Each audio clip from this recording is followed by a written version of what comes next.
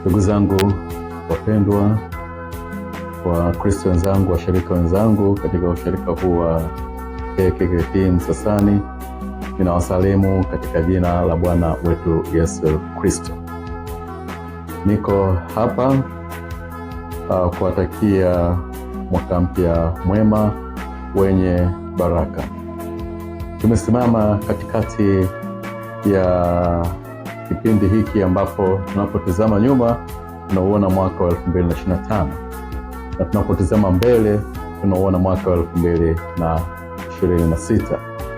Tunapotazama nyuma, basi tunamshukuru Mungu kwa yale yote ambayo ameyatenda kwetu, yeye aliye chanzo cha mema, fadhili, aliyelinda uhai wetu, akatunza afya zetu.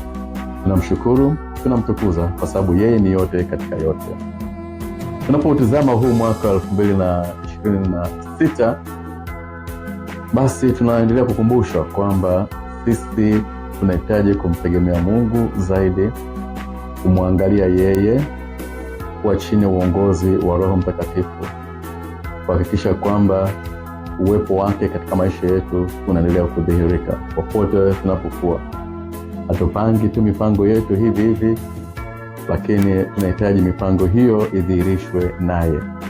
Kwa chochote tunachofikiri, chochote tunachofanya, basi kwa kuwa sisi tunalikiri jina la Bwana wetu Yesu Kristo, tuongozwe na yeye katika yote. Wana wa Israeli hawakuondoka tu hivi hivi.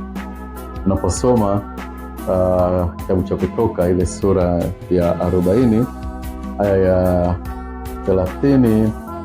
36, maandiko matakatifu yanasomeka, na hapo lile wingu lilipoinuliwa kutoka juu ya maskani, wana wa Israeli wakaenda mbele katika safari zao zote, na bila wingu kuinuliwa wasingeweza kutoka, na ni kama alama ya uwepo wa Mungu, kama bila uwepo wa Mungu wasingeweza kwenda na kufanikiwa katika chochote.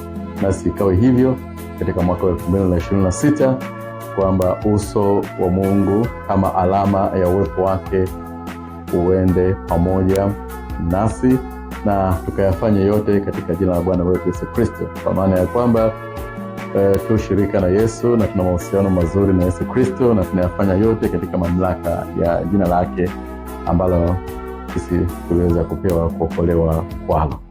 Mungu awajalie na wabariki kwa mwaka 2026. Yote tuyafanye katika uwepo wa Mungu mwenyewe, hakika tutafanikiwa, na Mungu hakika aendelee kutuimarisha, tukazidi kufanyika kwa wake daima, tangu sasa na hata milele. Kwa jina la Baba na la Mwana na Roho Mtakatifu. Amen.